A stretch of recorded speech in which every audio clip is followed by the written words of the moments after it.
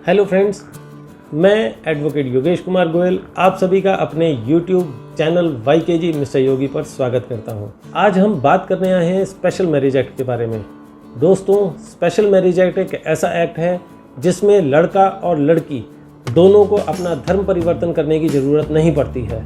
यानी कि लड़का अपना धर्म कायम रख सकता है और लड़की अपना धर्म कायम रख सकती है। इस एक्ट में किसी भी तरह का धर्म परिवर्तन करने की ज़रूरत नहीं पड़ती है। तो दोस्तों, यहाँ पर हम जानते हैं कि हिंदू मैरिज एक्ट के अंतर्गत, मुस्लिम पर्सनल लॉ के अंतर्गत या स्पेशल मैरिज एक्ट के अंतर्गत यदि कोई लड़का लड़की शादी करते हैं तो पत्नी का पति की संपत्ति पर क्या कानूनी अधिकार है, यह हम जानेंगे इन तीनों एक्ट में क्या है। पत्नी का अपने पति की संपत्ति में समान अधिकार है, सभी कानूनों में बराबर है।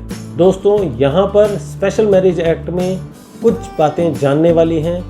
पहली, लड़का और लड़की बालिग होने चाहिए, यानी कि लड़के की उम्र 21 साल की होनी चाहिए, लड़की की उम्र 18 साल की होनी चाहिए। दोनों यानी लड़का और लड़की पहले से शादीशुदा नहीं होने चाहिए, और यदि शादीशुदा भी हैं तो वह तलाकशुदा होने चाहिए।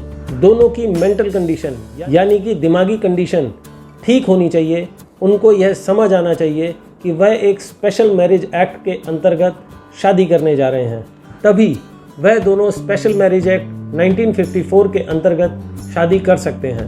यदि लड़का और लड़की दोनों हिंदू हैं तो लड़का और लड़की ब्लड रिलेशन के नहीं होने चाहिए, यानी कि फादर की तरफ से कम 5 पीढ़ी का अंतर होना चाहिए, मदर की तरफ से कम 3 पीढ़ी का अंतर होना चाहिए। स्पेशल मैरिज एक्ट 1954 के अंतर्गत दो विदेशी भी आपस में शादी कर सकते हैं, यानी कि लड़का इंडियन हो और लड़की किसी दूसरे देश से हो, या लड़की इंडियन हो या लड़का किसी दूसरे देश से हो, तो वह दोनों भी आपस में शादी कर सकते हैं। स्पेशल मैरिज एक्ट 1954 के अंतर्गत शादी करने के लिए आपको अपने इलाका मजिस्ट्रेट के पास एक एप्लीकेशन लगानी होती है, जिस एप्लीकेशन के साथ आपको अपनी एज प्रूफ, मेंटल कंडीशन आदि के सर्टिफिकेट लगाने होते हैं, जैसे अपना आधार कार्ड, अपना पैन नंबर, एक्सेट्रा एक्सेट्रा।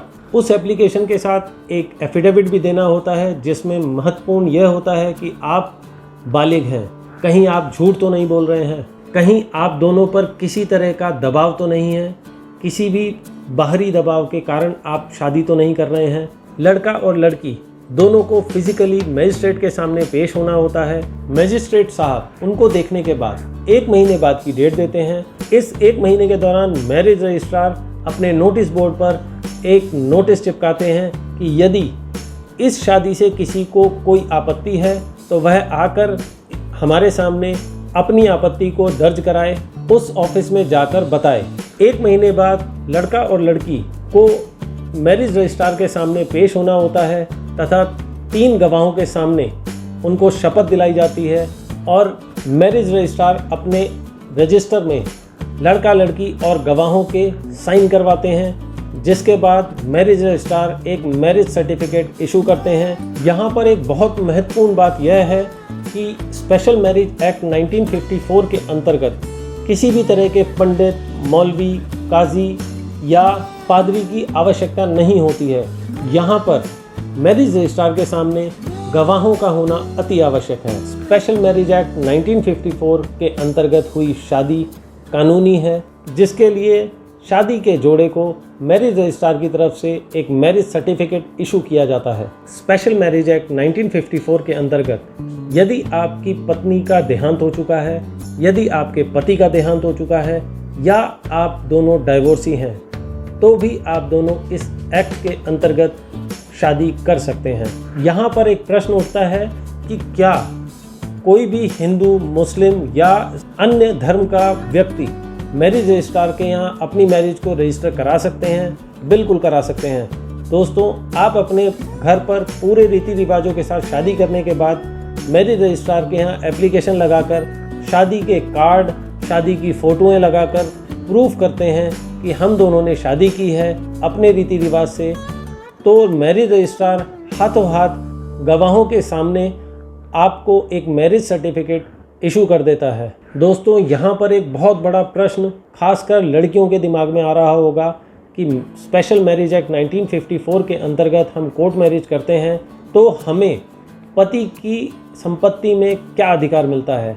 दोस्तों, अगर आपकी शादी हिंदू मैरिज एक्ट के अंदर हुई है तो हिंदू सक्सेशन एक्ट के अंतर्गत पत्नी के जो अधिकार हैं वह अधिकार आपको मिलते हैं।